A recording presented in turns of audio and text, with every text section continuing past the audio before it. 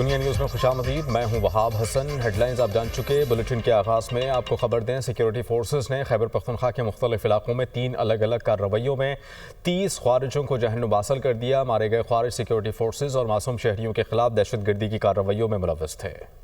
Security forces کا امن دشمنوں پر بھاری وار۔ خیبر پختونخوا میں 3 آپریشنز، 30 خوارج ہلاک اور 8 زخمی۔ آئی ایس پی آر کے مطابق یہ کارروائیاں 24 اور 25 جنوری کو کی گئیں۔ ضلع لکی مروت میں دہشت گردوں کی موجودگی کے اطلاع پر کارروائی میں 18 خوارج ہلاک اور 6 زخمی ہوئے۔ ضلع کرک میں ایک اور کارروائی میں فائرنگ کے تبادلے میں 8 خوارج مارے گئے۔ ضلع خیبر کے علاقے باغ میں تیسری کارروائی کے دوران 4 خوارج ہلاک جبکہ 2 زخمی ہو گئے۔ مارے گئے خوارج میں سرغنہ عزیز الرحمان عرف قاری اسماعیل اور دہشت گرد مخلص شامل تھا۔ آئی ایس پی آر کا کہنا ہے کہ سیکیورٹی فورسز ملک سے دہشت گردی کے خاتمے کے لیے پرعزم ہیں۔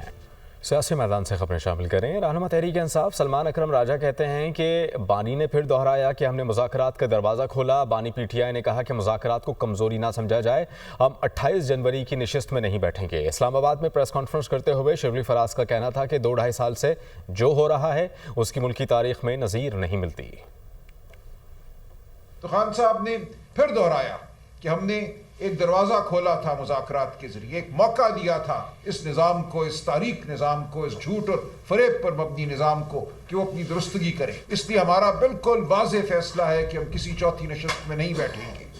خان صاحب نے کہا کہ میری فی الفور ملاقات کرائی جائے مذاکراتی کمیٹی سے۔ جو ہماری پارٹی کے ساتھ، ہمارے ورکرز کے ساتھ، ہماری لیڈرشپ کے ساتھ پچھلے 2-2.5 سال سے ہو رہا ہے، اس کی پاکستانی سیاست میں، پاکستانی سیاسی تاریخ میں اس کی کوئی نظیر نہیں ملتی۔ چونکہ ہم ایک سیاسی جماعت ہیں اور ہماری وجود کا مقصد اس ملک میں آئین اور قانون کی حکمرانی کو قائم کرنا ہے، تو اسی وجہ سے یہ بدنیتی کی بنیاد پر انہوں نے مذاکرات میں مختلف قسم کے بہانے کیے، بدنیتی کا مظاہرہ کیا، اور ابھی بھی ان کے پاس ٹائم ہے کہ اگر وہ یہ کمیشنز بنا دیں، اپنی نیت کا اظہار کر دیں، پاکستان کے عوام اس کو ویلکم کریں گے۔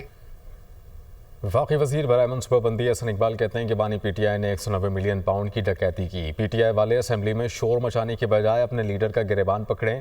کیا چوری کے پیسے سے مسجد اور مدرسہ بن سکتا ہے؟ 64 ارب روپے ملکی خزانے میں جمع کرائے ہوتے تو کئی کالجز اور یونیورسٹیز بن سکتی تھیں۔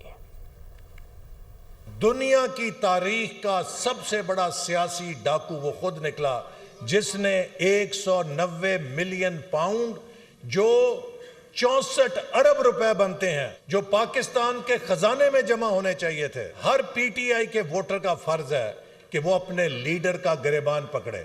اگر وہ پیسہ سرکار کے خزانے میں آتا، اس سے سینکڑوں سکول اور ہسپتال بن سکتے تھے۔ میں ان سے سوال کرنا چاہتا ہوں کہ جو 4 سال تک اس ملک کے اوپر حکمران رہے، ملک کے اندر کون سا تعمیری منصوبہ انہوں نے بنایا؟ ہم نے وزیر اعظم شہباز شریف اور نواز شریف صاحب کی قیادت میں یہ فیصلہ کیا کہ ہم ہر قیمت پہ اس ملک کو دیوالیہ ہونے سے بچائیں گے۔ آج اس کا نتیجہ یہ ہے کہ پاکستان ایک بار پھر اپنے پیروں پہ کھڑا ہو گیا ہے۔ میں وزیر اعلیٰ پنجاب محترمہ مریم نواز شریف صاحبہ کا شکریہ ادا کرتا ہوں کہ ان کی حکومت نے مسیحی برادریوں کے لیے اور اقلیتوں کے لیے اس اسکیم کا اجرا کیا ہے۔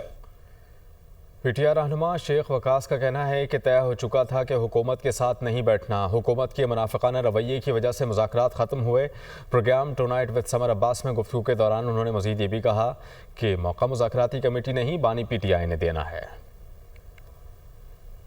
دیکھیں، یہ بات تو بالکل طے ہے کہ انہوں نے نوٹیفیکیشن نہیں کیا ہے، انہوں نے جوڈیشل کمیشن نہیں بنایا ہے۔ صاحبزادہ حامد رضا کے گھر انہوں نے ان کے مدرسے پہ حملہ کروایا پولیس سے، تو مذاکرات تو اوور ہو گئے تھے، کیونکہ یہ طے ہو چکا ہے کہ ان کے ساتھ نہیں بیٹھنا۔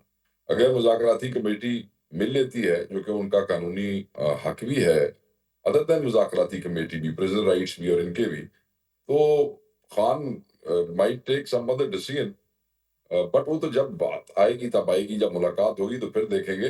ابھی تک وہ جو 2 مین پارٹیز ہیں، اوبیسلی حکومت کے جو اتحادی ہیں، پیپلز پارٹی، نہیں ابھی تک they are not in the plan کہ ہم ان کو ریچ آؤٹ کریں گے۔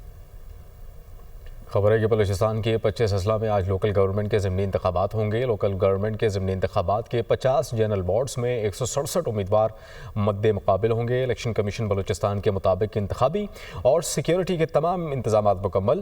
پولنگ کے لیے ضروری سامان پریزائڈنگ افسران کے حوالے کر دیا۔ مجموعی طور پر 60 پولنگ اسٹیشنز اور 138 پولنگ بوتھ قائم کیے گئے۔ رجسٹرڈ ووٹرز کی مجموعی تعداد 43,784 ہے۔ پولنگ صبح 8 بجے سے لے کر شام 5 بجے تک بغیر کسی وقفے کے جاری رہے گی۔ پاکستان تحریک انصاف نے 26ویں آئینی ترمیم کو سپریم کورٹ میں چیلنج کر دیا۔ درخواست میں کہا گیا ہے کہ آئین کے بنیادی خد و خال کو تبدیل نہیں کیا جا سکتا۔ 26ویں آئینی ترمیم کے تحت ہونے والے تمام اقدامات کو کالعدم قرار دیا جائے۔ پارلیمنٹ آئین کے بنیادی خد و خال کو تبدیل نہیں کر سکتی۔ پاکستان تحریک انصاف نے 26ویں آئینی ترمیم کے خلاف سپریم کورٹ سے رجوع کر لیا۔ پی ٹی آئی کی جانب سے درخواست سمیر کھوسا ایڈوکیٹ نے دائر کی۔ درخواست میں موقف اپنایا گیا ہے کہ آئینی ترمیم اختیارات کی تقسیم کے آئینی اصول کے خلاف ہے۔ عدلیہ کی آزادی آئین کا بنیادی جزو ہے۔ عدلیہ کی آزادی کے خلاف کوئی ترمیم نہیں کی جا سکتی۔ درخواست میں استدعا کی گئی کہ 26ویں آئینی ترمیم کے تحت ہونے والے تمام اقدامات کالعدم قرار دیے جائیں اور ترمیم پر فیصلے تک جوڈیشل کمیشن کو ججز کی تعیناتی سے روک دیا جائے۔